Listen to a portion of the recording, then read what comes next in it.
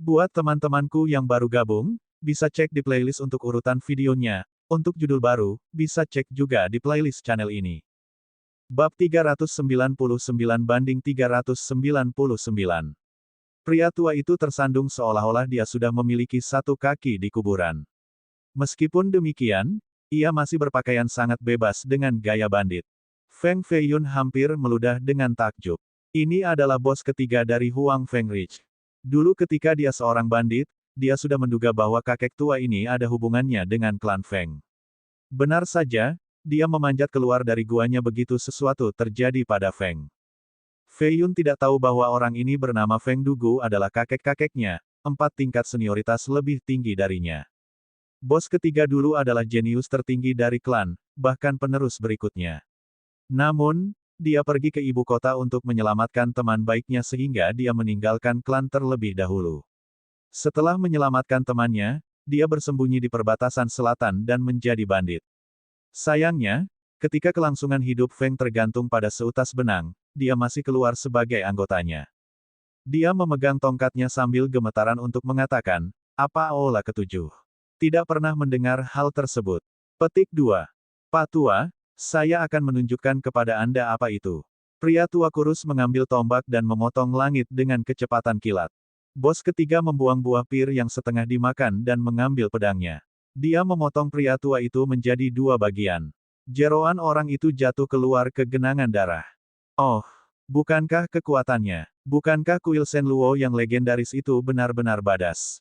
Dugu tertawa, mengungkapkan kekurangan giginya. Meskipun seorang kakek tua, dia adalah seorang pengganggu dan menyerupai bandit gunung yang telah melakukan banyak kejahatan keji. Raksasa setengah langkah menjadi marah dan berteriak, bodoh. Boom! Dia membuat salib dengan kedua tangan. Energi dingin keluar dan membuat suhunya turun. Kepingan salju jatuh dari langit dengan kesuraman ini.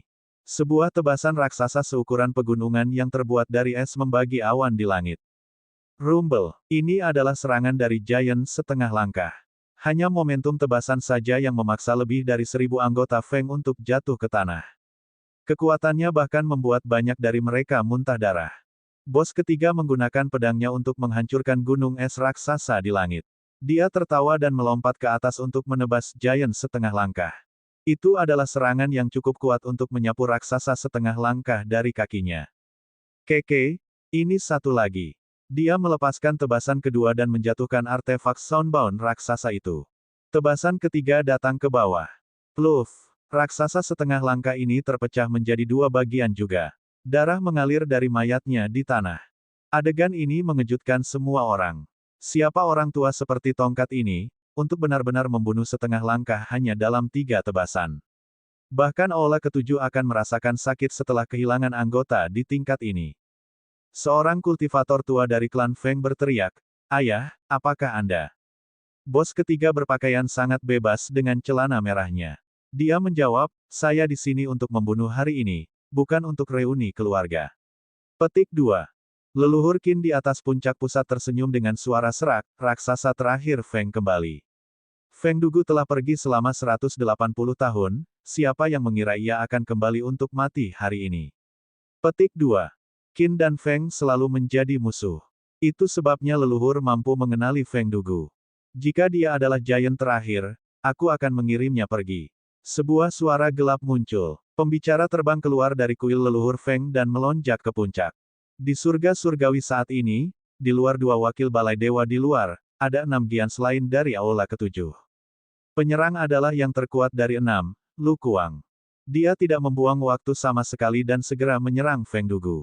Keduanya giants sehingga masing-masing teknik itu menghancurkan bumi. Bos ketiga mendarat di puncak jauh dengan Lu Kuang mengejar tepat di belakangnya. Lu Kuang menghancurkan puncaknya dengan satu pukulan. Kemampuan bertarung ini benar-benar sengit. Bahkan langit bergetar menanggapi.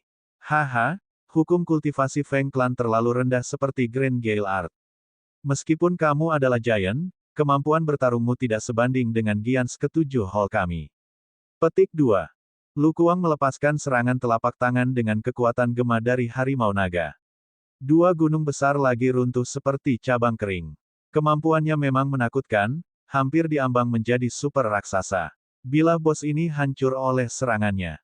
Dia menjadi lebih gila dan lebih kuat saat pertempuran berlangsung. 1. Feng akan menghadapi kepunahan hari ini. Laki-laki dijual sebagai budak dan perempuan, pelacur. Jangan perlihatkan belas kasihan kepada orang-orang yang berani memberontak. Kata raksasa yang berbeda dari kuil. Aula ketujuh ingin menang secepat mungkin. Dua Giants mulai bekerja sama melawan bos ketiga. Fei Yun menjadi khawatir dan melirik master klan pertama. Mengapa kakek tua ini masih saja menonton? Sementara itu, master klan pertama menatap Cakrawala Selatan. Fei Yun mengikuti pandangannya juga dan melihat seekor kucing putih besar terbang di langit. Ada seorang gadis berusia 14 tahun duduk di punggungnya. Siapa lagi yang bisa melakukannya selain Little Demoness? Namun, hal yang benar-benar mengejutkannya adalah pria tegar yang berdiri di sampingnya. Dia mengenakan baju besi putih dengan jubah merah yang sangat compang camping. Di atas baju besinya adalah perisai dengan karakter besar, Feng. Feng Qi berdiri di sana dengan bangga seperti pohon pinus yang mengambang di tengah langit. Matanya dalam ketika dia menatap pegunungan di depan. Feng Qi. Fei Yun berseru. Little Demoness sebenarnya membawa Feng Qi dari Gunung Banda ke tempat ini. Gadis kecil ini masih peduli pada klan dan membawa karakter mistis ini kembali ke sini. Meskipun sudah mati selama lebih dari 1000 tahun, dia masih sekuat sebelumnya. Dia sendiri takut Giants kaku dari Gua Violet Sea dan kuil Shenluo. Fei Yun masih belum melupakan adegan dia sendirian memegang gerbang dan menghalangi kerumunan. Pertunjukan yang menyenangkan akan terjadi.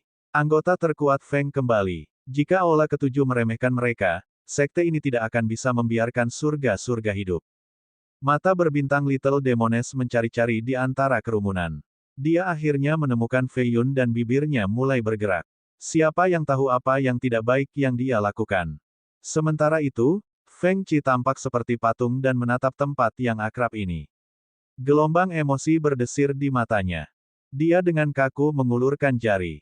Sinar putih melesat ke langit. Jeritan sengsara terdengar seketika dengan darah mengalir deras. Lengan Lu Kuang terputus oleh sinar sebelumnya.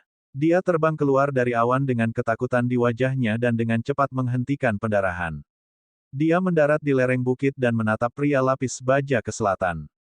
Bos ketiga dan giant lainnya juga berhenti, khawatir dengan perkembangan yang tiba-tiba. Serangan itu sebelumnya menyerupai cahaya dari Dao Surgawi. Ketiganya merasakan kekuatan yang mengerikan dan tak tertahankan di dalam. Little Demoness tertawa dengan suara sejelas angin, penggarap dari aula ketujuh, dengarkan. Pakar terkuat kami, raksasa tertinggi, telah kembali. Enyahlah sekarang atau bersiaplah untuk pemukulan. Petik 2. Semua orang menjadi bingung karena Feng Qi sudah lama meninggal. Tidak ada yang mengenalnya sekarang. Tembakan besar di atas puncak pusat terkejut dan mulai berpikir tentang identitas pria lapis baja ini yang muncul entah dari mana. Hanya dengan mengangkat jari saja sudah cukup untuk memotong lengan Lu Kuang. Bahkan leluhur Qin menjadi bingung saat ini. Bagaimana bisa Feng menghasilkan ahli yang begitu mengerikan? Jika mereka memiliki seseorang seperti ini, mereka akan lama menjadi hegemon dari prefektur Grand Selatan. Seseorang dapat menghitung jumlah Giants tertinggi di dinasti Jin dengan tangan seseorang. Gadis kecil, siapa yang kamu coba bodohkan? Meskipun lumpuh, Lu Kuang masih siap bertarung seperti biasanya. Dia tidak yakin dan berpikir bahwa musuh hanya berhasil karena serangan diam-diam. Jika itu pertarungan langsung, dia tidak akan selalu kalah. Wajah cantik Little Demoness menjadi marah. Dia cemberut dan berkata, aku gadis yang baik, bukan pembohong. Lu Kuang mendengus dan mengeluarkan batu asah dengan warna berdarah. Itu menjulang setinggi 100 meter. Dia menggerakkan as roda batu asah dan mengeluarkan suara melengking. Ini adalah harta roh. Lu Kuang menyadari kekuatan Feng Qi sehingga dia tidak berani tenang. Dia mengambil harta roh tapi Feng Qi masih berdiri di sana dengan linglung tanpa bergerak. Ini membuat Lu Kuang marah karena dia pikir orang itu memandang rendah dirinya. Dia menggunakan kekuatan penuhnya untuk menyerang dengan batu gerindra. Guru bergema di mana-mana dengan aura megah, ini menyerupai kemarahan Dewa Guntur. Rumble, Feng Qi mengulurkan tangannya kali ini dan dengan santai melambaikannya. Batu gerindra besar hancur dan menciptakan 8 lubang besar di tanah. Pria itu benar-benar menghancurkan harta roh dengan tangannya yang telanjang sekarang. Itu terlalu banyak untuk Lu Kuang. Dia memiliki perasaan tak menyenangkan dan berbalik untuk berlari. Boom! Segel telapak tangan besar turun dari langit dan mendorong Lu Kuang ke tanah, menghancurkannya menjadi bubur. Feng Qi menarik tangannya dan berdiri di sana tanpa bergerak lagi seperti tablet abadi di antara angin. Seluruh tempat itu terkejut. Tidak ada yang bisa tetap tenang. Bab 400/400. Bunga darah jatuh dari langit dengan bau busuk. Anak-anak Feng, para pembudidaya di puncak pusat, dan Giants dari kuil Shenluo tampak seperti mereka disambar petir. Hanya satu gelombang telapak tangan sudah cukup untuk membunuh raksasa. Berapa banyak orang di zaman sekarang yang mampu melakukan ini? Apakah ini pahlawan yang terlupakan dari Feng? Banyak orang memiliki pertanyaan ini. Dinasti Jin benar-benar besar. Belum lagi prefektur, hanya county saja yang tidak terbatas. Tidak ada yang bisa berjalan melewati seluruh tempat. Banyak monster kuat di usia tuanya akan meninggalkan klan dan sekte mereka. Mereka akan melakukan perjalanan ke rawa-rawa liar atau kota acak untuk memahami cara-cara abadi dengan harapan menerobos. Sukses akan memberi mereka hidup baru sementara kegagalan akan berakhir dengan kematian yang damai.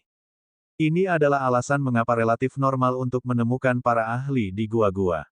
Seorang pengemis jalanan pernah menjadi master sekte juga. Mereka menggunakan metode yang berbeda untuk menemukan kedalaman jalan surgawi. Ini adalah alasan mengapa setelah ratusan tahun, karakter-karakter hebat yang memperoleh kehidupan selama ribuan tahun ini akan kembali ke klan mereka setelah menerobos. Namun, bertahun-tahun telah berlalu dan tidak ada yang akan mengenalinya. Feng memiliki sejarah lebih dari 1000 tahun. Dapat dimengerti bagi mereka untuk memiliki seorang ahli yang kembali setelah beberapa ratus tahun. Mungkinkah itu legenda kita kembali? Seorang anggota klan menatap sosok megah Feng Qi dan berkata dengan penuh semangat. Pahlawan yang tak terkalahkan yang telah mengembangkan seni Grand Gale ke tingkat ke-9, jenius pamungkas, Feng Qi. Pasti, dia terlihat seperti dia. Anak-anak mengingat potret leluhur mereka. Benar-benar ada kemiripan yang mencolok. Namun, potret itu bahkan lebih tajam dan lebih heroik. Pria berbaju putih ini kedinginan dengan sedikit perubahan dan kekakuan. Feng Feiyun sangat ingin tahu. Feng Qi sudah menjadi mayat jahat, bagaimana Little Demoness membawanya ke sini? Mungkinkah masih ada seutas jiwa di dalam dirinya, sedikit kesadaran? Meo, Whitey menggosok lutut Feng Qi. Mungkin itu bukan Little Demoness tapi Whitey. Ini adalah kucing yang berlari keluar dari ruang leluhur Feng Clan. Siapa yang tahu berapa tahun hidup itu?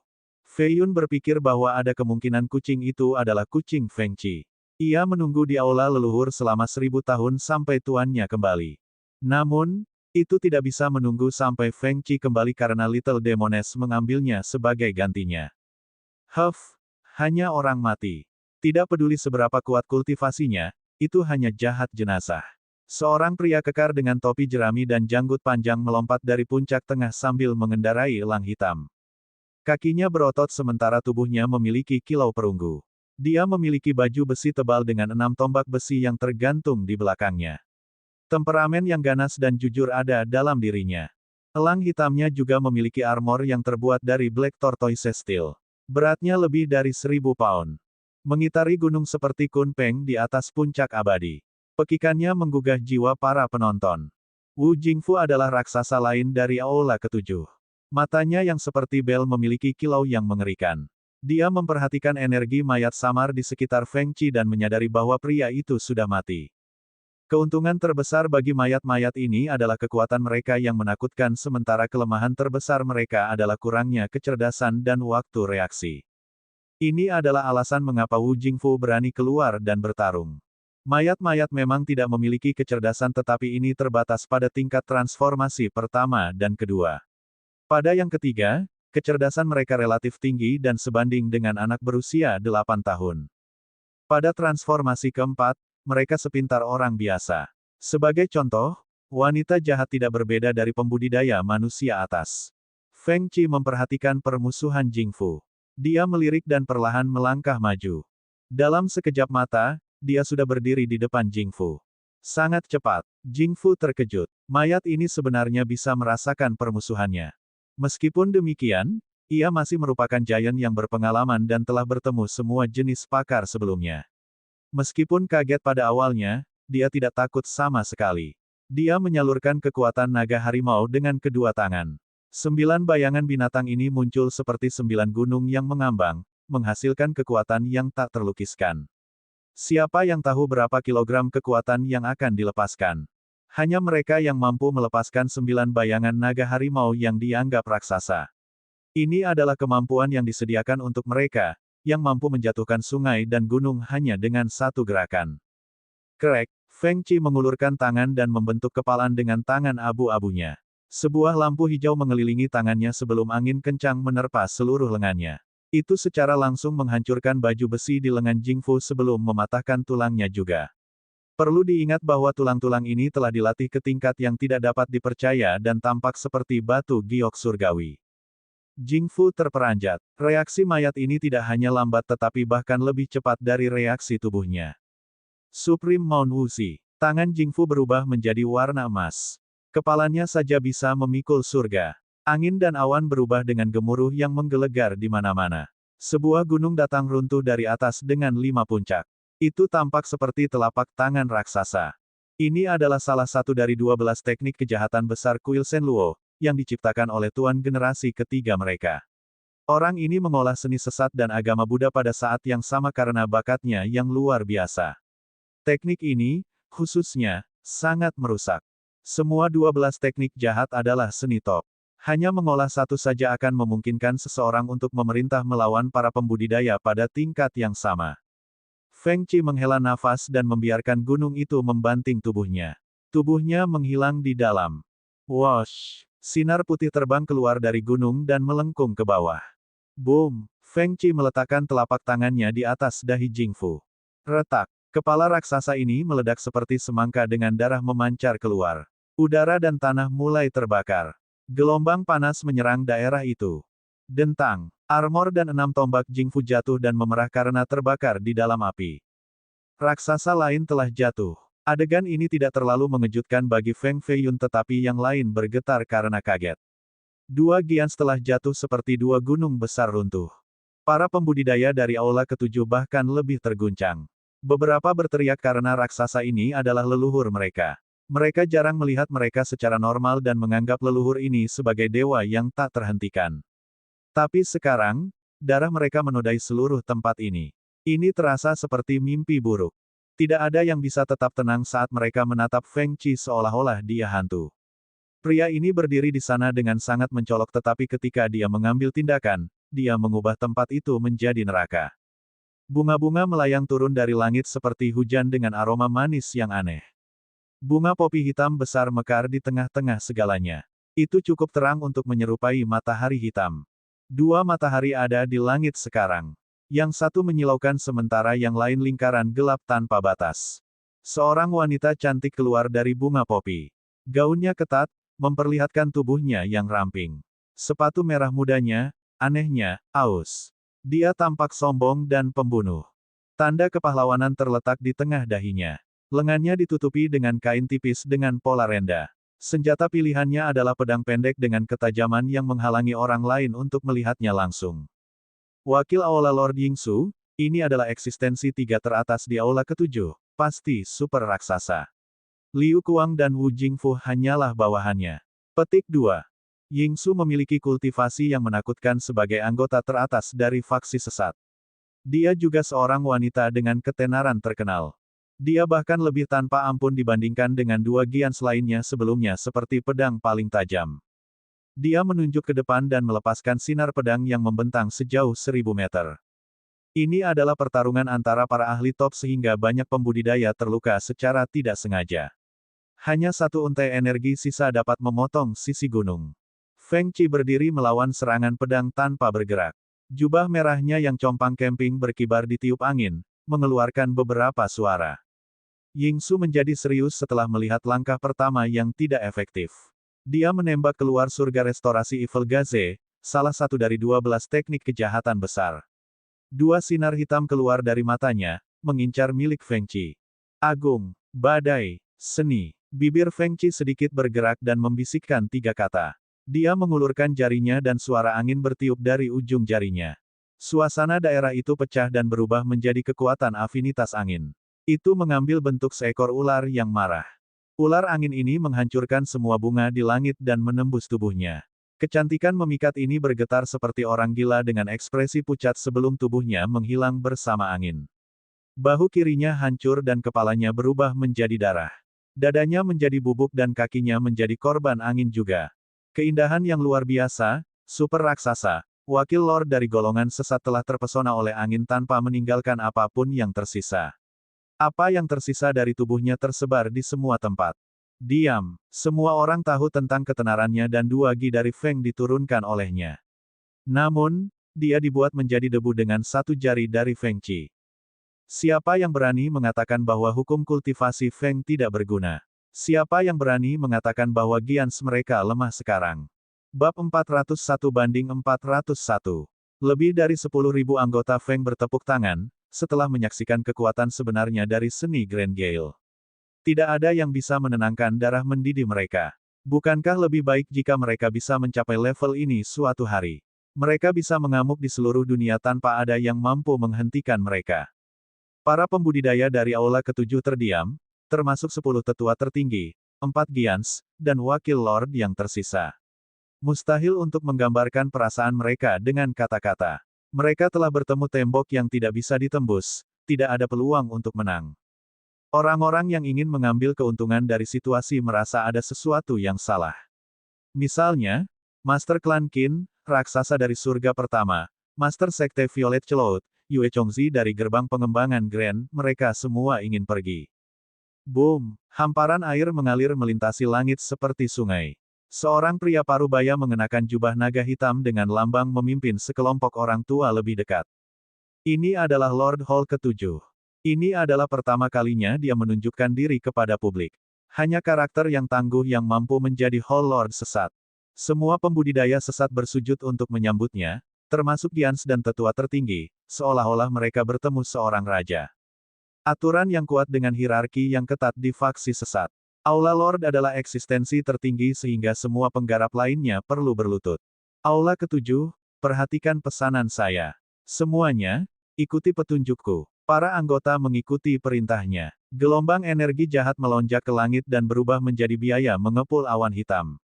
Kemana mereka pergi, para pembudidaya di dekatnya dimusnahkan oleh aura mereka. Daging mereka meledak seketika.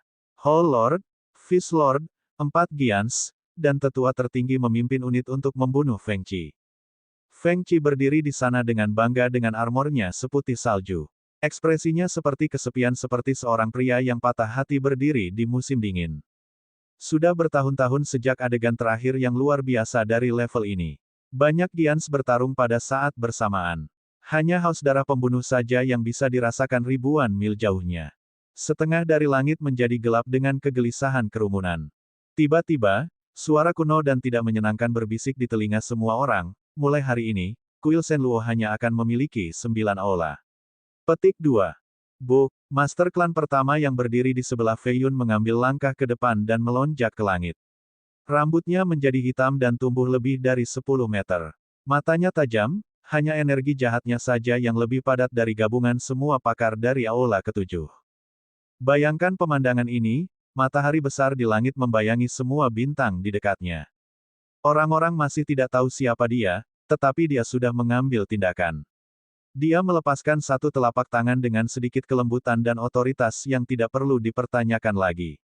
Ia memiliki kekuatan untuk mengubah lanskap dunia. Serangan telapak tangan pamungkas ini turun dari atas dan meniupkan semua ahli bidat terbang.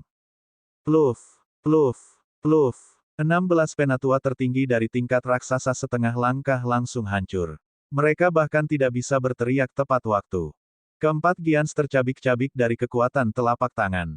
Darah mereka mulai membakar udara sehingga mereka menjadi bola api yang membanting ke tanah, pemandangan yang benar-benar berbahaya. Wakil dewa juga menghadapi kematian. Dagingnya berubah menjadi butiran berdarah dari dampaknya. Hanya tulang-tulangnya yang tersisa, seberap batu giok putih. Itu jatuh ke tanah dan mengeluarkan beberapa suara klik. Hanya dewa ke-7 yang selamat tetapi dia dipenuhi dengan lubang. Banyak bagian tubuhnya yang tertiup angin dan harus segera diperbaiki. Feng Mo melayang di langit dengan awan hitam semakin berkumpul di atas kepalanya. Haus darahnya benar-benar membuat dunia bergetar. Begitu banyak orang jatuh tak terkendali ke tanah. Auranya terlalu kuat, seperti Gatvian yang tak terkalahkan. Matahari menghilang dan digantikan oleh bulan. Bintang-bintang mulai bergerak ketika gambar jahat muncul di langit. Bulan purnama raksasa melayang di atas Feng Mo dengan bintang-bintang berputar di sekitarnya. Ini adalah perubahan matahari dan bulan, distorsi bintang-bintang. Feng Feiyun menatap gambar jahat. Terakhir kali ketika gambar seperti ini muncul adalah munculnya Evil Woman. Seseorang harus kembali lebih dari 6.000 tahun untuk yang sebelumnya, pada malam sebelum pembentukan dinasti Jin. Jenis gambar surgawi ini hanya akan muncul ketika seorang suci atau iblis besar muncul. Para ahli top di seluruh dinasti Jin bisa merasakan energi jahat ini datang dari selatan. Para pembudidaya yang telah mengikuti pelatihan terisolasi semuanya terbangun. Kembali di Kambis Master di pegunungan yang jauh, Mong Jiurou memegang sebotol anggur besar di dalam sebuah kuil. Dia melihat ke selatan dan menyesali, satu wanita jahat tidak cukup, makhluk jahat lainnya telah keluar. Saat kekacauan telah tiba, tidak ada yang akan bisa menghentikan kekacauan yang belum pernah terjadi sebelumnya. Gunung mayat dan samudera darah, yang tak terhitung jumlahnya akan dimakamkan. Petik 2. Satu telapak tangan membunuh 5 Giants, ini bukan kekuatan yang tersedia untuk pembudidaya mandat surga. Itu haruslah makhluk tercerahkan di tingkat nirvana. Petik 2. Orang-orang di puncak tengah merasakan hawa dingin ketika mereka menatap ngeri pada lelaki tua yang melayang di langit. Bahkan Giants berlutut. Hanya 10 orang di seluruh dinasti Jin yang telah mencapai tingkat nirvana. Mereka semua disebut makhluk tercerahkan. Beberapa dari mereka adalah karakter dari beberapa ribu tahun yang lalu. Beberapa belum muncul selama lebih dari 1000 tahun sekarang. Banyak orang beranggapan bahwa mereka telah mati di beberapa tempat terpencil dan tidak dikenal. Bagaimanapun, bahkan makhluk-makhluk tercerahkan akan mati pada akhirnya. Dengan demikian, hanya 5 makhluk tercerahkan yang dipastikan hidup. Ini adalah alasan mengapa Giants ini mengagumi Feng Mo. Itu Bapak Bangsa, seorang anggota acak dari Feng tiba-tiba berteriak, "Ya dewa, itu Bapak leluhur." Dia persis seperti potretnya. Petik 2. Patriark kita masih hidup. Surga memberkati kita. Surga memberkati kita. Banyak anggota klan mulai menangis. Ini adalah tujuan Feng Mo, untuk menjadi besar atau tidak melakukannya sama sekali. Dia ingin menunjukkan kepada dunia bahwa Feng tidak mudah diintimidasi. Feng harus mendapatkan beberapa manfaat dalam kekacauan yang masuk ini. Feng Mo membawa kembali Lord Hall ke-7 yang terluka dan melemparkannya ke tanah seperti anjing mati. Feng Feiyun, bunuh dia. Dewa ke-7 masih pahlawan. Meskipun terluka, dia tetap berdiri dengan bangga. Jubahnya benar-benar compang camping, tetapi dia sama sekali tidak tertekan. Matanya masih pantang menyerah dan bermartabat. Feng Mo telah lama menganggap Feng Feiyun sebagai penggantinya. Dia akan menjadi master klan berikutnya sehingga Feiyun harus mengikuti rencananya dan menjadi tanpa ampun dan keras. Tapi ini bukan gaya Feiyun. Dia tidak punya rencana untuk kembali setelah diusir. Tidak ada yang bisa memaksanya tunduk atau memaksanya untuk melanggar keyakinannya sendiri. Feiyun sepertinya belum pernah mendengar Feng Mo. Dia berlari langsung menuju Feng Wanli berbaring di genangan darah. Dia mengangkatnya dan berkata dengan prihatin, "Paman kedua, paman kedua." Pemogokan telapak tangan sebelumnya dari Feng Mo tidak hanya membunuh semua ahli dari Aula ke-7 tetapi juga mempengaruhi banyak orang yang tidak bersalah. Feng Wanli yang ditangkap oleh 4 penjaga wanita adalah salah satunya. Keempat penjaga itu terbunuh oleh gelombang kejut yang berasal dari pemogokan. Feng Wanli juga berlumuran darah dengan organ dalam yang rusak. Dia berada di ambang kematian. Feiyun memindahkan energi roh valet di tubuhnya ke Feng Wanli untuk menyembuhkan luka-lukanya dan melindungi nadinya. Dia sangat tidak senang dengan Feng Mo. Orang tua jahat ini terlalu kejam dan tidak peduli dengan kehidupan orang-orang di sisinya. Telapak tangan itu sebelumnya membunuh begitu banyak anak dari klan Feng. Jika dia memiliki sentimen cinta, seorang ahli levelnya bisa dengan ahli menghindari ini. Lebih tepat mengatakan bahwa klan Feng akan menjadi batu loncatannya untuk hegemoni dunia. Setelah mengubah kejahatan, Feng Mo telah kehilangan emosi tertentu yang seharusnya dimiliki pria. Feiyun secara alami tidak akan menjadi temannya. Pilihannya adalah melarikan diri sekarang karena dia bukan tandingan Feng Mo. Menyerahkan bukanlah pilihan sama sekali. Feng Mo sangat marah. Keturunannya yang paling berharap tidak mendengarkannya. Kilatan kejam muncul di matanya saat dia mengangkat tangannya dan langsung merobek Lord Hall ke-7 berkeping-keping. Feng Feiyun, bagaimana berani, Anda tidak berani mendengarkan leluhur. Kamu memang pengkhianat, pantas mati. Master klan Feng saat ini melompat keluar dan berkata. Sebelum Feng Qi dan Feng Mo keluar, Master klan ini bersembunyi di dalam kerumunan dan tidak berani mengucapkan sepatah kata pun. Dia baru keluar setelah semua ahli dari Aula Ketujuh terbunuh.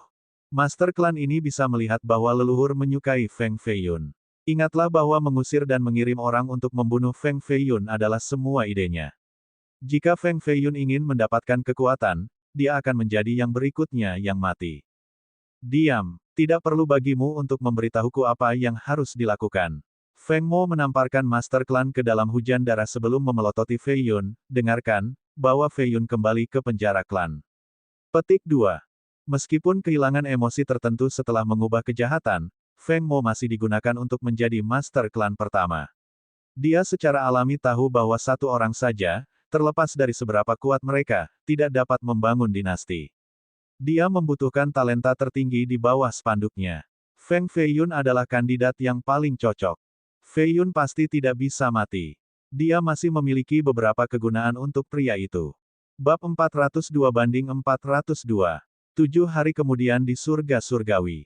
Suasana keberuntungan telah kembali ke tempat ini. Bahkan puncak yang runtuh telah dibangun kembali oleh seseorang dengan teknik yang luar biasa.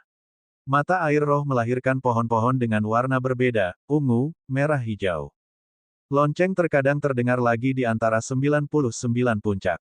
Binatang buas besar terbang di awan dan mengeluarkan raungan liar mereka. Pembudidaya tampan mengendarai pedang mereka ke langit. Beberapa pria tua dengan rambut abu-abu dan janggut datang dengan kren mereka. Hanya dalam 7 hari, medan perang yang dipenuhi asap telah berubah menjadi pemandangan abadi.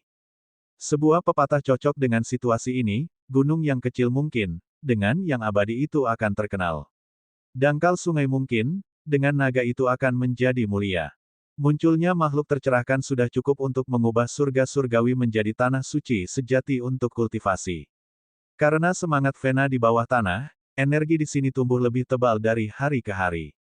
Puncak pusat bahkan lebih megah dengan banyak istana berukir permata. Mereka baru-baru ini dibangun dengan gaya yang megah dan mengagumkan. Dalam beberapa hari terakhir, hampir semua pembudidaya terkenal di Grand Southern Prefecture datang untuk memberi hormat kepada yang tercerahkan. Tempat ini menjadi sangat ramai sebagai hasilnya. Sementara itu, tembakan-tembakan besar yang ingin memanfaatkan situasi beberapa hari yang lalu hilang semuanya. Mereka takut dengan makhluk tercerahkan dan harus bergabung dengan Feng. Misalnya, klan Qin, gerbang surga pertama, gua Violet Cloud, dan gerbang pengembangan besar. 10 kekuatan terdekat menjadi anak sungai Feng setelah ancaman Feng Mo. Beberapa kekuatan ini memiliki Giants. Qin memiliki 2 leluhur di tingkat raksasa. Gerbang pengembangan besar memiliki 1 dan surga pertama memiliki 1 juga. Sayangnya, Giants ini tidak berani menolak sama sekali. Pada hari kedua ketika makhluk tercerahkan keluar, semua dengan sukarela berlari ke sini dan bersujud di hadapannya.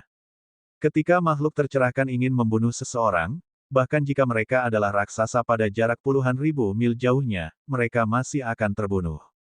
Satu-satunya pengecualian adalah jika mereka bisa menyembunyikan aura mereka dari niat surgawi yang tercerahkan.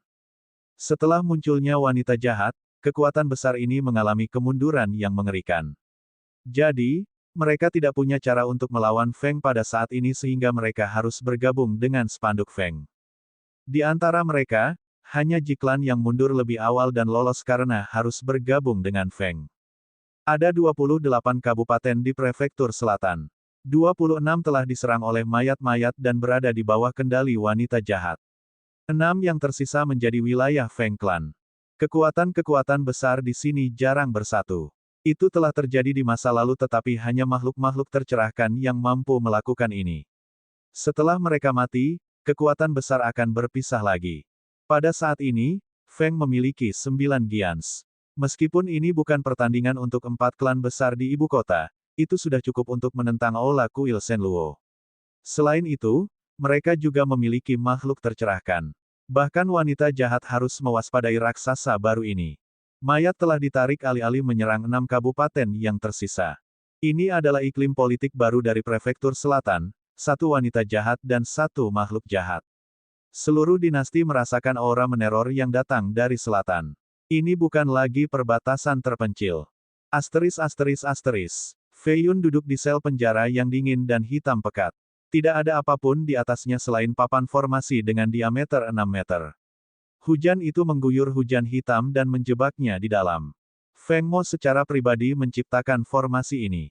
Fei Yun telah mencoba 10 metode yang berbeda tetapi tidak berhasil dan tidak dapat memecahkannya. Dia telah dipenjara di sini selama lebih dari sebulan. Dia masih mengikuti kultivasinya dan telah memperkuat mandat surga tingkat pertamanya. Adapun tulang punggung Yama di punggungnya, dia lebih suka menekannya daripada menggunakannya. Bagaimanapun, itu bukan miliknya. Jika dia menyatu ke dalam tubuhnya seperti yang dilakukan Feng Mo, dia mungkin tidak bisa menekannya nanti. Itu akan menjadi masalah. Feng Mo juga mengunjungi 2 kali selama periode ini tetapi Fei Yun tidak menyerah. Itu bukan karena dia menikmati tinggal di penjara ini atau dia terlalu bodoh untuk bertindak tunduk untuk saat ini. Dia hanya tidak menyukai perilaku Feng Mo sehingga dia tidak bisa berpura-pura bahkan jika dia mau. Wanita jahat tidak akan membunuh mayat di sisinya tetapi Feng Mo memperlakukan kehidupan anggota Feng seperti sampah. Bagaimana dia bisa menyerah pada tipe orang seperti ini? Feng Fei Yun akan memanggil wanita jahat, yang mulia, dan Raja Surgawi, Tuan, tetapi dia tidak akan pernah menyebut Feng Mo sebagai leluhur. Haha, bro, lihat barang bagus apa yang Lil Qingqing bawakan untukmu kali ini. Tawa manis datang pertama sebelum suaranya.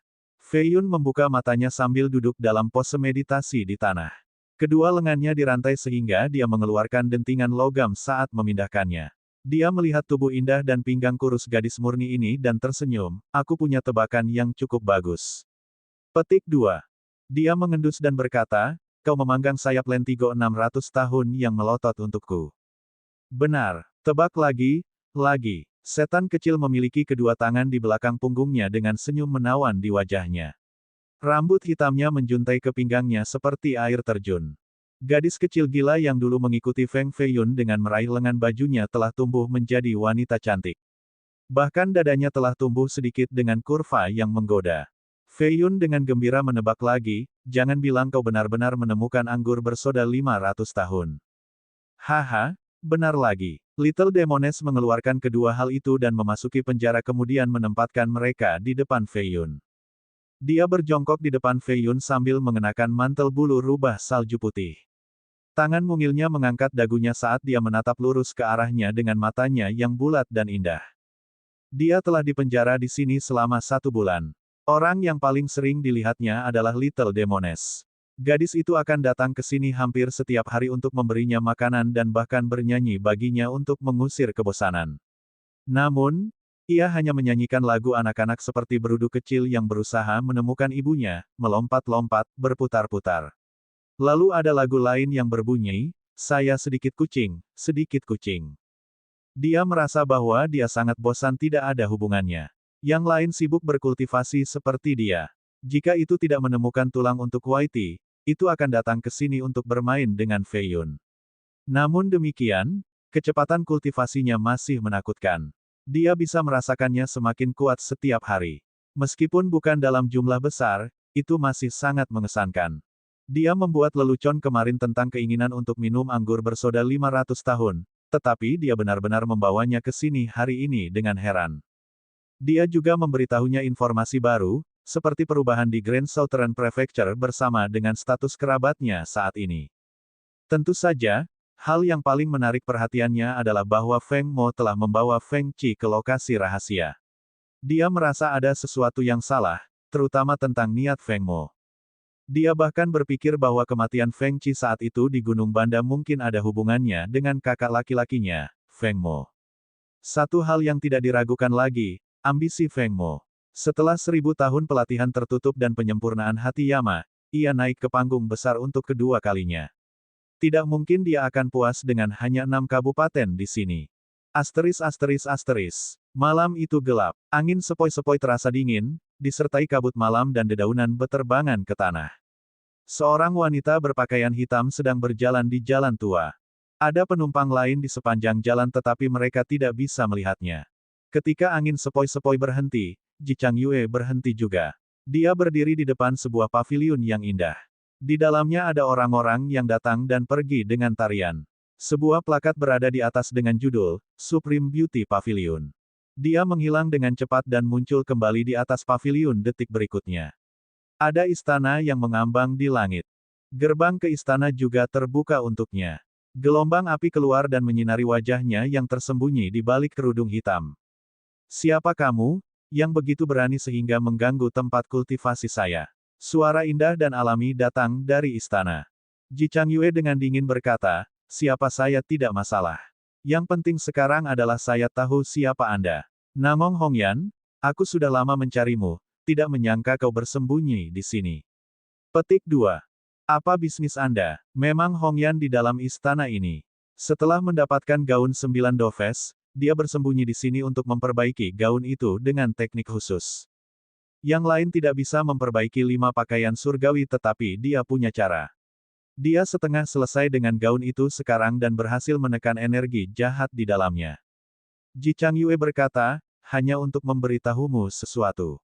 Feng Feiyun diserang dengan darah pembusukan Yama dan dipenjara di surga surgawi. Dia tidak perlu hidup lama, jadi dia ingin melihatmu untuk terakhir kalinya. Petik 2. Apa? Hongyan melemparkan gaun itu ke samping dan bergegas keluar istana dalam bentuk gelombang merah tua. Dia meraih Ji Changyue dan mengancam, apa yang baru saja kamu katakan? Changyue sama sekali tidak takut dan mengabaikan lehernya yang dicengkeram. Dia tersenyum dingin, ini adalah peristiwa besar 2 bulan lalu, kamu terlalu terputus di sini. Feng Feiyun mengatakan kepada saya sendiri, bahwa ia tidak ingin mati di penjara yang dingin, hanya di pelukan Anda. Petik 2. Hongyan tampaknya disambar petir. Jiwanya goyah dengan matanya menjadi bingung ketika dia tersandung ke belakang dan hampir jatuh ke tanah. Bab 403/403.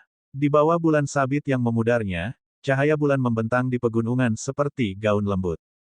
Di pintu masuk surga surgawi ada 2 pintu batu yang menembus gunung. 2 patung lelaki tua didirikan tepat di luar. Mereka mengandung ritme dao dan kilau hitam putih seperti 2 abadi. 2 pemuda dengan pedang batu giok cantik menjaga pintu masuk. Mereka berdiri tegak menghadap ke depan dengan sedikit keangkuhan. Mengingat status Feng saat ini, mereka secara alami dapat menjaga kepala tetap tinggi dan memandang rendah orang lain. Angin sepoi-sepoi dari pegunungan cukup menyegarkan dengan dedaunan merah berkibar di pintu masuk. Api redup berkedip di udara sebelum menghilang sepenuhnya. Itu terbang menuju penjara di dalam surga surgawi. Ada seorang lelaki tua mengenakan jubah daois ungu berdiri di pintu masuk. Sebuah kilatan melintas di matanya ketika dia menatap malam berkabut, Nona, ayo keluar. Petik 2. Riak muncul di udara dan bulu-bulu berapi melayang di udara di sebelah tebing. Namong Hongyan berkata, bagaimana Anda mendeteksi saya ketika saya mengenakan jubah gaib? Setelah mendengarkan Ji Changyue, dia berantakan. Setelah mengkonfirmasi tentang Feiyun yang terkena racun dan dipenjara di tempat ini, dia segera melakukan perjalanan sepanjang malam agar dia tidak akan bisa melihatnya lagi untuk yang terakhir kalinya. Tidak peduli seberapa pintar seorang wanita, ketika dia jatuh di lautan cinta, dia harus siap untuk tenggelam. Sepanjang jalan, dia mengerti bahwa ada banyak ahli di surga. Bahkan ada makhluk tercerahkan di sini sehingga dia yakin akan bahayanya, kematian pada dasarnya terjamin. Namun demikian, ini tidak menghalangi dia. Seseorang seharusnya tidak berpikir terlalu banyak ketika sedang jatuh cinta. Terlalu memikirkan segalanya membuat seseorang terlalu takut untuk mencintai. Tanpa berpikir, sebaliknya, seseorang akan dapat merasakan apa yang mereka inginkan dan harus lakukan. Meskipun menjadi wanita paling cantik di dunia, dia juga orang yang paling kesepian. Laki-laki mencintainya dan perempuan cemburu padanya. Hanya Feiyun yang melihat ketakutan di hatinya, ketakutan akan usia tua, kematian, dan kesepian. Itu sebabnya dia mengambil tulang phoenix dari tubuhnya dan memberikannya padanya, menghilangkan semua ketakutannya. Feng Feiyun juga membuatnya merasa tidak kesepian. Paling tidak, ketika dia berada di bagian paling rentan dan letih, ada seseorang untuk dipikirkan di dalam hatinya. Jika Feiyun mati, dia tidak akan mendambakan siapapun. Jika seseorang bahkan tidak memiliki seseorang untuk dirawat, mereka tidak akan berbeda dari mayat berjalan. Begitulah cara dia dulu hidup di masa lalu dan dia tidak lagi ingin melakukannya. Jika Feiyun ingin melihatnya untuk yang terakhir kalinya, bagaimana dia bisa menolak? Haha, seseorang telah mengatakan kepada kita sejak lama bahwa wanita paling cantik di dunia ingin masuk ke penjara kita. Saya sudah lama menunggu di sini. Pria tua itu tersenyum dingin. Dia adalah raksasa setengah langkah dari Gua Violet Cloud dan hampir menjadi raksasa. Jubah itu bisa menyembunyikan auranya sepenuhnya. Bahkan Giant tidak akan bisa mendeteksinya. Itu sebabnya dia bisa membunuh Giants hanya dengan kekuatan setengah langkah. Dia berpikir bahwa dia dapat menggunakan kemampuan unik ini untuk dengan mudah menyusup ke penjara. Namun, seseorang sebenarnya telah memberitahu mereka sebelumnya tentang rencananya. Siapa ini? 3,5 langkah Giants lainnya terbang keluar, tubuh mereka berkilau seperti bintang dan mengelilingi Nangong Hongyan dalam 3 arah yang berbeda. Mereka adalah manula yang berusia beberapa ratus tahun.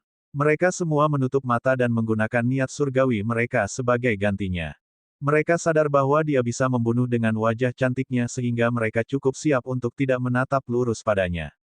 Boom! Sebuah formasi jatuh dari atas dan menekan daerah itu seperti bintang. Mereka tahu bahwa dia memiliki jubah dan Giants tidak akan dapat menemukannya.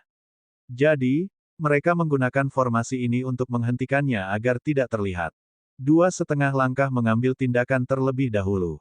Salah satunya adalah orang tua berpakaian ungu, yang lain adalah seorang pria paruh baya dengan tahi lalat di dahinya.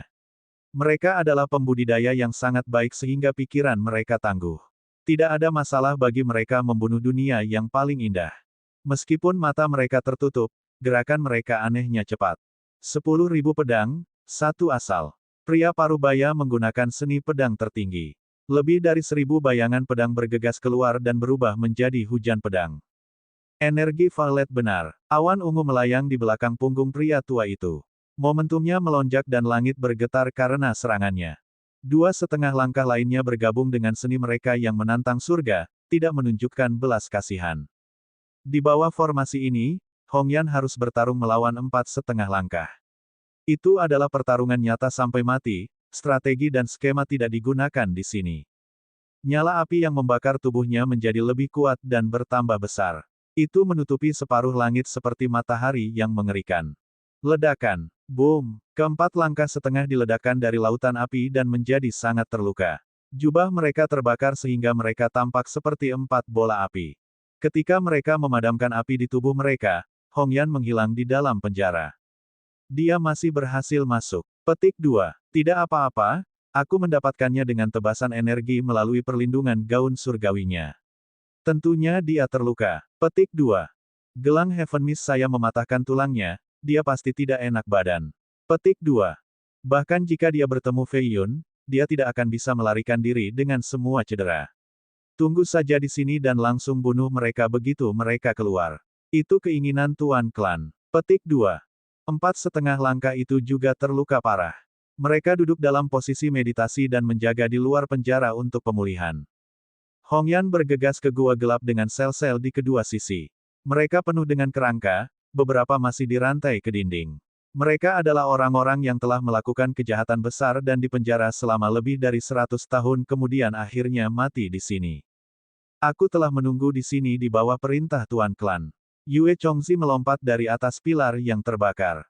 Dia memiliki pedang Void Breaking di punggungnya saat dia memasuki lorong di bagian bawah penjara. Kekuatan raksasa terpancar dari tubuhnya. Angin menghancurkan gua yang tertutup dan meniup bara api di pilar. Mereka tampak seperti kunang-kunang. Api Nangong Hongyan menghilang. Dia berjalan di tanah yang dingin, setiap langkah akan meninggalkan jejak kaki yang sangat merah dan berdarah. Gaun putihnya berlumuran darah. Pedang telah menembus pakaian dalamnya dan tersangkut di tubuhnya. Tetesan darah mengalir di pisau dan menyentuh tanah. Ada juga bintik-bintik darah di kerudung yang menutupi wajahnya yang menakjubkan, seperti mawar di antara salju. Yue Chongzi mengerutkan kening dan menghela nafas saat dia melihatnya mengambil setiap langkah ke depan.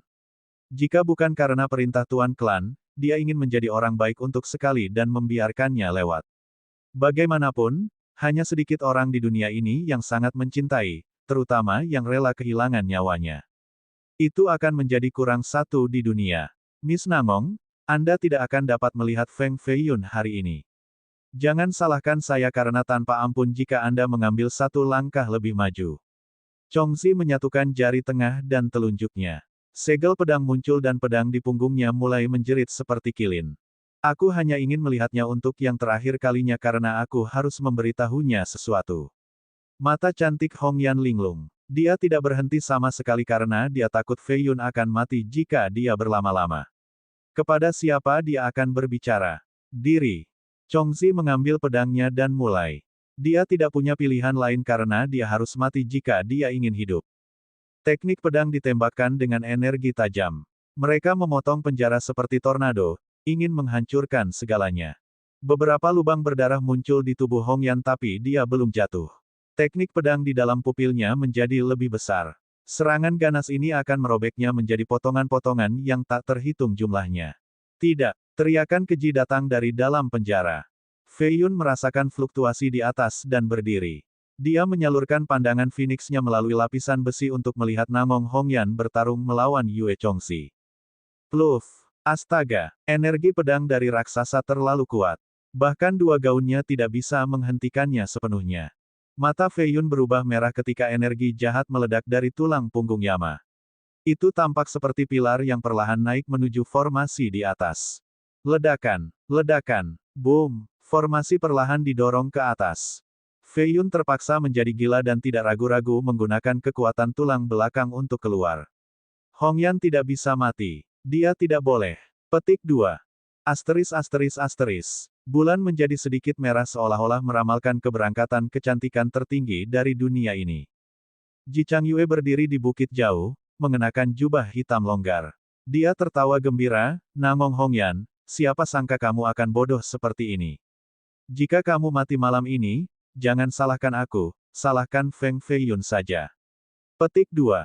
Cara terbaik untuk membuat seseorang menderita adalah membiarkan mereka menyaksikan kematian mereka yang paling dicintai. Fei Yun tidak terlalu memedulikan wanita, tetapi Hong Yan jelas seseorang yang ia cintai. Jika Namong Hong Yan mati, bukankah Fei Yun akan merasakan sakit yang memilukan?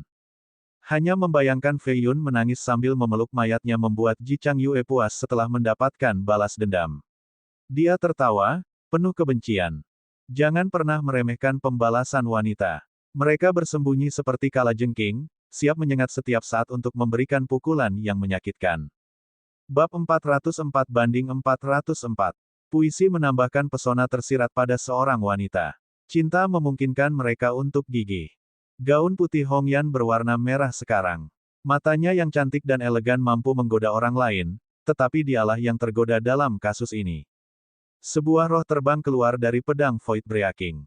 Itu adalah kilin biru yang muncul di ujung pedang, membawa ketajaman tak terbendung yang mampu memotong melalui cakrawala dan menghancurkan gunung-gunung besar. Namong Hong Yan mengeluarkan siter ungu miliknya. Ini ditinggalkan oleh seorang senior dari Supreme Beauty Pavilion, terbuat dari kayu cendana ungu untuk alas dan ulat sutera dingin untuk senarnya. Begitu banyak pelacur memujanya sehingga memiliki aroma kuno dan indah yang terkumpul dari waktu ke waktu. Dia menjentikkan jarinya dan gelombang suara melonjak ke depan. Itu berubah menjadi formasi bulat dan 10 perisai untuk menghentikan pedang Void Breaking. Ledakan. Boom. Kekuatan di tingkat setengah langkah bukanlah tandingan bagi raksasa dan harta roh. Gelombang suara hancur dan menghilang ke angin. Darah mengalir keluar dari mulutnya dan turun ke leher putihnya sebelum berhenti di dadanya yang putih. Dia belum pernah kehilangan banyak darah sebelumnya, tetapi tidak ada rasa sakit. Boom! Dia langsung menyerang dengan sitar tapi itu terbagi menjadi dua. Keduanya jatuh di sudut penjara. Sementara itu, dia berubah menjadi pesawat ulang-alik berapi-api untuk menuju bagian bawah penjara. Kemana kamu pergi, mati? Yue Chongxi mengangkat jarinya. Gelombang energi terkondensasi di ujung dan berubah menjadi bayangan pedang yang tak terhitung jumlahnya bergegas ke depan seperti banjir untuk mengejar bulu api. Pluf! Hong Yan mengeluarkan tangisan yang menyedihkan. Dia tersandung dan jatuh ke genangan darahnya sendiri. Namun demikian, dia bangkit dan terus menggali lebih dalam ke penjara. Mati! Yue Chongxi menjadi serius. Dia menginjak pedangnya dan berubah menjadi sinar untuk mengejar. Jika Hong Yan diizinkan untuk melihat Fei Yun, tuannya tidak akan membiarkannya pergi dengan mudah. Buka! Api gelap menelan tangan Fei Yun saat otot-ototnya menggembung dan merobek lengan bajunya. Rantai yang menghentikannya ditarik keluar sepanjang jalan dan hampir putus. Nyala api lain muncul dari tulang punggung Yama dengan kekuatan yang mampu mendorong gunung. Rambut Feng Feiyun berdiri tegak dengan keringat membasahi tubuhnya. Dia mendorong formasi dengan kesulitan yang sama seolah-olah dia mendorong sebuah dunia. Batu-batu keras di tanah memiliki tanda telapak kakinya yang dalam dengan kerikil di mana-mana. Dia meraung untuk menunjukkan kemarahannya. Pada saat ini, dia melihat sesuatu dan mata merahnya menjadi lebih lembut. Namun demikian, dia merasa tertekan saat melihat keindahan tertinggi di luar. Pada akhirnya, dia masih tidak bisa mematahkan formasi yang diciptakan oleh Feng Mo. Formasi didorong ke bawah lagi. Dia menjatuhkan rantai di sebelah pilar yang penuh dengan rune dan merasa seolah pisau mengukir hatinya. Tenggorokannya terasa kering ketika dia berbicara dengan suara serak, Hong Yan. Dia berdiri di luar dengan darah di mana-mana. Ada lebih dari 10 luka, pisau yang patah masih menempel di punggungnya. Dia belum pernah melihatnya terluka seperti ini. Wanita yang luar biasa seperti itu telah membiarkan dirinya dalam keadaan menyedihkan ini. Suaranya juga kering dan lemah, aku datang tepat waktu, tidak mengecewakanmu, kan? Mengapa kamu di sini? Kamu seharusnya tidak datang ke sini. Feiyun hampir berteriak dengan matanya menjadi basah. Hong Yan tersenyum pahit, di mana kamu berada adalah di mana aku seharusnya berada. Tidak apa-apa, satu-satunya yang saya tahu adalah bahwa saya akan hilang begitu Anda mati. Petik 2. Kenapa kamu harus melakukan ini? Hong Yan dengan keras kepala menjawab, Feng Feiyun, Anda belum mengatakan kepada saya bahwa Anda mencintaiku. Petik 2. Aku mencintaimu. Feiyun tidak pernah berpikir bahwa dia akan mengatakan ini kepada wanita lain tetapi kata-kata ini keluar lebih cepat dari apapun. Kamu masih belum mendengarku mengatakan bahwa aku mencintaimu. Dia menghela nafas. Dia bukan seorang wanita yang akan mengucapkan kata-kata ini dengan mudah tetapi dia takut tidak akan ada kesempatan lain. Dia merasa bahwa dia tidak punya waktu lama untuk hidup dan mungkin pergi bahkan lebih awal dari Feiyun. Aku sudah menunggu untuk mendengarnya. Feiyun mengulurkan tangan, ingin menghapus air mata dan darah di wajahnya tetapi sambaran petir memaksanya kembali. Mata Hong Yan semakin lemah. Dia jatuh ke genangan darah baru dengan air mata di matanya, saya tidak tahu bagaimana menggambarkan cinta. Saya hanya tahu bahwa setiap malam di bawah bintang-bintang, saya merasa Anda di sebelah saya. Langit selatan memiliki 38.042, barat memiliki 12.000, utara memiliki 74.561, dan timur, matahari biasanya naik ketika saya sampai ke titik ini. Bagaimana dengan kamu? Berapa banyak bintang? Petik 2. Aku, Feiyun menggelengkan kepalanya sambil merasakan sengatan di hatinya.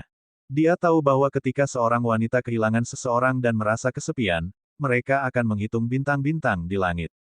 Dia mulai di selatan karena keduanya di bawah langit selatan. Begitu dia berhasil sampai ke timur, kesepian biasanya berlalu saat itu. Feiyun belum pernah menghitung bintang sebelumnya jadi dia merasa malu. Cintanya datang begitu cepat dan pada saat yang tidak tepat. Sementara itu, cintanya dirahasiakan sejak lama. Dia sangat kesepian tampaknya. Denting. Seorang haus darah pembunuh turun dari atas dengan bayangan pedang yang tajam dan keras. Namun, ketika Yue Chongzi menstabilkan dirinya dan melihat ke atas, Feng Feiyun tidak ditemukan di dalam penjara. Tidak baik, apakah keduanya lolos? Dia sedikit terlambat karena formasi yang disusun oleh Namong Hong Yan. Tiba-tiba, bayangan muncul di udara tanpa peringatan. Kekuatan pamungkas yang terdiri dari banyak petir menghantam punggung Chongzi. Serangan ini terlalu mendadak sehingga Chongzi hanya bisa menjaga ketika dia merasa ada sesuatu yang salah. Sayangnya, bagaimana dia bisa menghentikan kekuatan ofensif dari Thunder Fire Jewel? Dia langsung meledak di luar. Kulit kepalanya sangat rusak. Dia menatap Feng Feiyun yang berdiri tepat di depannya dengan tak percaya, bagaimana kamu melarikan diri? Feiyun memeluk Namong Hong Yan yang berlumuran darah yang sudah pingsan. Dia memelototi pria di tanah sedikit sebelum nyala api merah menyala di sekujur tubuhnya. Dia berubah menjadi makhluk berapi-api dan bergegas ke depan. Kekuatan Feiyun sendiri secara alami tidak bisa menghancurkan formasi yang disiapkan oleh Feng Mo. Namun, Hong Yan memberinya jubah yang tak terlihat dan garmen Crimson Phoenix. Dengan dua gaun surgawi, kekuatan pertempurannya melonjak dan dia mampu menghancurkan formasi untuk melarikan diri. Ketika Hong Yan tanpa budidaya, dia masih sebanding dengan raksasa setengah langkah hanya dengan mengenakan 2 gaun. Fei Yun jauh lebih kuat darinya sehingga bahkan jika dia tidak bisa mengalahkan seorang raksasa, dia masih bisa melawan mereka. Hong Yan, kamu tidak bisa mati. Saya akan menemukan dokter terbaik untuk menyelamatkan Anda. Fei Yun dengan lembut mengusap darah di dahinya dan bisa merasakan hidupnya berlalu. Tubuhnya menjadi dingin. Dia hanya di tingkat yayasan immortal awal. Luka yang menyedihkan seperti itu berakibat fatal baginya karena dia tidak memiliki konstitusi yang sama kuatnya dengan Fei Yun. Dia bisa pulih sepenuhnya hanya dalam beberapa hari. Setelah melepas gaun surgawi, dia tidak berbeda dengan wanita lemah lainnya. Ketika Fei Yun berhasil keluar dari gua, siang hari mendekat dari cakrawala. Bintang-bintang di langit timur menghilang. Apakah fajar akan benar-benar datang setelah malam? Rumble. Tiba-tiba, angin bertiup di langit. Sinar bergegas turun dari puncak pusat menuju gua khusus ini. Selusin orang dengan aura mengerikan hadir. Mereka semua giants setengah langkah dengan 8 dari mereka giants nyata. Ini adalah ahli top saat klan Feng. Mereka telah hidup selama ratusan tahun dan pernah menjadi leluhur kekuatan besar. Baru-baru ini, orang-orang ini datang ke sini untuk mencari bantuan dari yang tercerahkan setelah perubahan besar di surga surgawi. Feng Fei Yun, Anda benar-benar berhasil. Tetapi apakah Anda pikir Anda dapat pergi hari ini? 4,5 langkah yang menjaga pintu masuk gua melompat keluar untuk bergabung dengan kelompok yang lebih besar. Mereka semua memfokuskan aura mereka pada tubuhnya. Tekanan kuat ini menambah berat baginya. Bahkan gunung akan runtuh secara instan. Itu tidak terserah kalian apakah aku bisa pergi atau tidak. Fei Yun bertekad bahkan jika langit jatuh. Dia mengeluarkan Ascension Platform dan mengubahnya menjadi tablet suci yang menjulang setinggi 30 meter. Rune yang mengalir di permukaan membawa kekuatan abadi dan mendalam. 18 sisa jiwa para jenius menghentikan aura leluhur ini. Fei Yun memanggil kapal birunya dan melompat di atasnya. Tablet itu tetap berada di atas kepalanya. Di satu tangan, dia memiliki Namong Hongyan, yang lainnya adalah pedang batu. Dia mulai melangkah maju seperti naga yang mengamuk melawan gelombang di laut terbuka. Bab 405/405. Sekelompok awan gelap berkumpul di cakrawala. Itu menghapus kebiru-biruan langit timur. Fajar tidak pernah datang, hanya gemuruh-gemuruh. Hujan deras datang. Suasananya bahkan lebih berat di surga surgawi dengan suara pertempuran terus-menerus yang lebih keras dan lebih menakutkan daripada guntur. Fei Yun, apakah kamu pikir kamu sendiri yang bisa menghentikan seluruh Feng klan kita? Raksasa setengah langkah mengenakan jubah daois ungu mengambang di langit. Sebuah cahaya ungu mengalir di sekitar tubuhnya dengan tanda Taiji di atas kepalanya. Ini adalah salah satu dari giants setengah-setengah yang menyerang Hongyan sebelumnya. Mereka bertanggung jawab untuk melindungi penjara, tidak membiarkan orang luar masuk. Namun, Hongyan berhasil menyusup dengan sukses sehingga mereka dalam masalah. Hanya dengan menjatuhkan Fei Yun dan Hongyan mereka dapat menghindari hukuman. Itulah sebabnya keempatnya berada di garis depan dan menyerang yang paling ganas, bersedia membayar berapapun untuk mendapatkan Fei Yun kembali ke penjara. Klan Fengmu, haha, apakah nama belakangmu Feng? Fei Yun berteriak cukup keras sehingga lelaki tua berjubah ungu itu merasakan sengatan di telinganya seolah-olah berada di sebelah gong. Ini membuatnya kehilangan fokus. Dalam sepersekian detik ini, Fei Yun mencengkeram pedang dengan kedua tangan dan melepaskan tebasan ganas. Gelombang yang membentang sejauh 100 meter dalam bentuk naga bergegas keluar. Selas pertama Raja Naga, langit bergetar sebelum keganasannya. Manual pedang ini mengandalkan kekuatan dan dominasi yang besar. Pria tua itu kaget dan cepat mundur. Sayangnya, energi pedang masih mengenai dadanya. Namun demikian, raksasa setengah langkah cukup tangguh dan berhasil bertahan hidup. Dia berpikir bahwa selama dia kembali ke leluhur di tingkat raksasa, dia akan aman. Kapal roh bergegas ke langit seperti bintang. Fei Yun berdiri di haluan dengan ekspresi pucat tapi dia masih menambahkan tebasan lagi. Pluf! Gelombang khusus ini menembus tubuh setengah langkah. Pria tua itu berteriak dengan marah. Energi ungu menyebar dari tubuhnya dan menjadi satu dengan alam lagi. Tubuh lamanya jatuh lurus ke bawah dan mencapai puncaknya, benar-benar hancur. A Giant ingin menyelamatkannya tetapi sudah terlambat. Fei Yun terlalu cepat, melepaskan dua tebasan dalam sekejap. Fei Yun memegang pinggang Hongyan lagi dan bisa merasakan bahwa dia menjadi dingin. Meskipun dia telah mengirimkan energi ke tubuhnya, itu tidak bisa menormalkan detak jantungnya. Itu menjadi lebih lambat. Dia tidak bisa memperpanjang ini. Sedikit lebih lama dan dia hanya akan bisa melihatnya mati di sebelahnya. Kesepian akan menangkapnya sekali lagi. Saat mengendarai kapal, dia mengaktifkan Swift Samsara dan berubah menjadi sinar yang melintasi langit. Dia ingin pergi tetapi para ahli Feng tidak membiarkannya. 3,5 langkah Giants menghalangi jalannya dan semuanya melepaskan serangan telapak tangan kekuatan naga harimau. Beberapa lusin bayangan berkumpul menjadi 3 serangan anjing laut pegunungan dengan momentum agung dan kekuatan mengepul. Heaven Punishing Hammer. Fei Yun telah belajar 10% dari Minor Cheng Art. Teknik palu miliknya satu tingkat lebih kuat.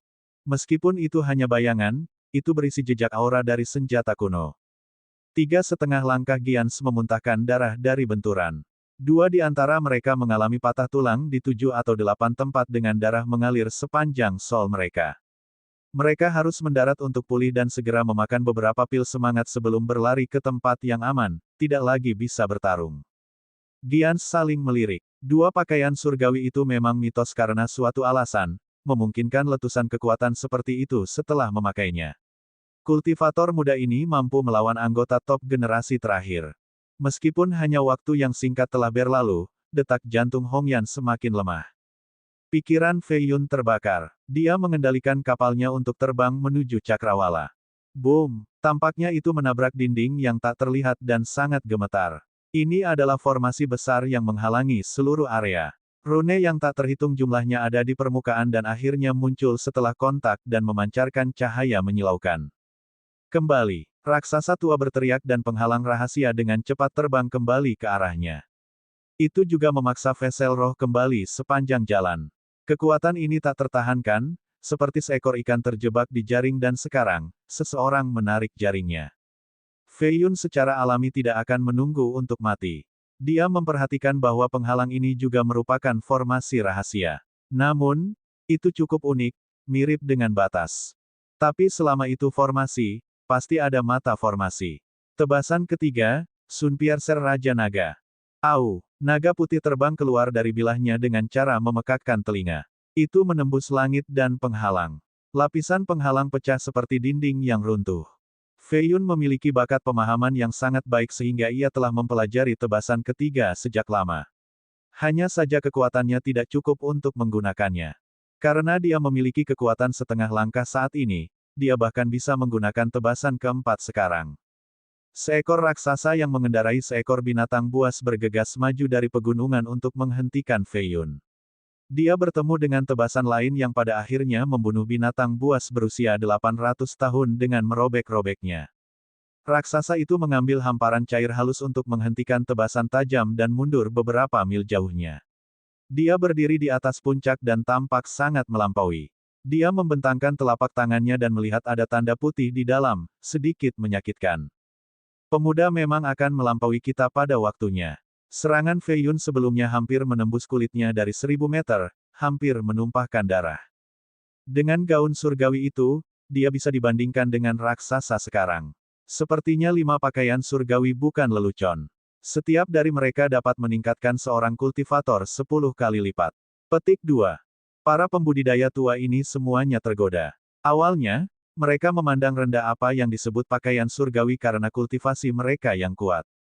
Namun, menonton pakaian dalam aksi hari ini telah merusak perspektif mereka. Sepertinya semakin kuat budidaya, semakin efektif pakaian ini. Crimson Phoenix Garment bisa memberikan kekuatan raksasa setengah langkah bagi makhluk fana.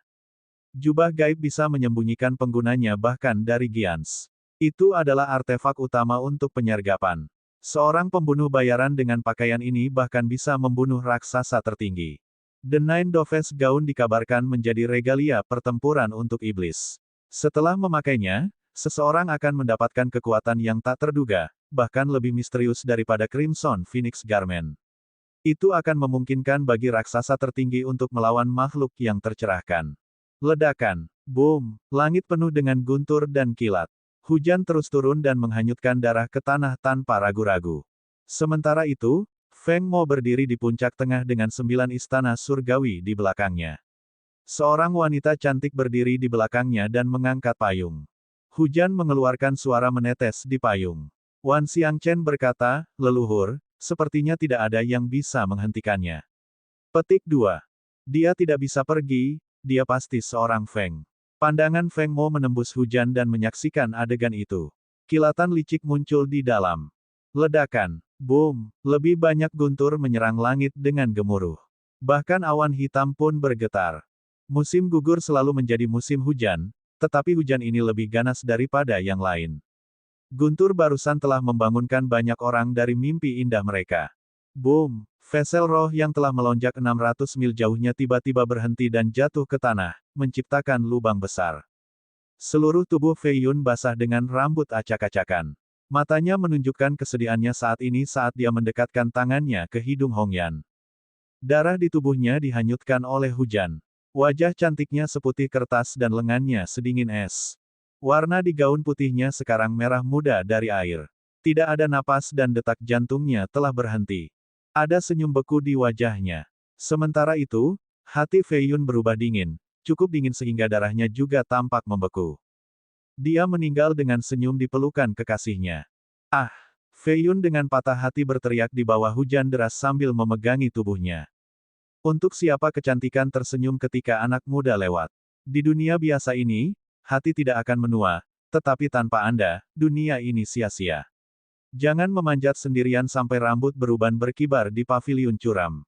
Tanpa sisa waktu, siapa yang akan menarik alisnya pada akhirnya? Petik 2. Suara yang menakjubkan dan melodi nyanyian mempesona yang terputar di benaknya. Bahkan seorang dewi tidak akan bisa meniru lagunya. Tidak ada gadis lain di dunia ini yang bisa tersenyum seindah terakhirnya. Dia tidak lagi perlu takut menjadi tua, kehilangan kulitnya yang indah dan mendapatkan rambut putih. Daun maple berkibar liar karena badai seperti kupu-kupu merah. Sayangnya, semuanya akhirnya jatuh ke lumpur. Fei Yun berdiri di tengah hujan. Sepertinya surga mengejeknya, menurunkan hujan untuk menghantam wajahnya. Dia samar-samar bisa mendengar lagu lainnya. Pada awalnya, ketika kami berangkat, pohon willow segar dan hijau. Sekarang, ketika kita kembali, salju akan jatuh dari awan. Petik 2. Angin kencang akhirnya meniupkan suaranya yang hening di dalam benaknya, meninggalkan seorang lelaki yang kesepian dan sedih.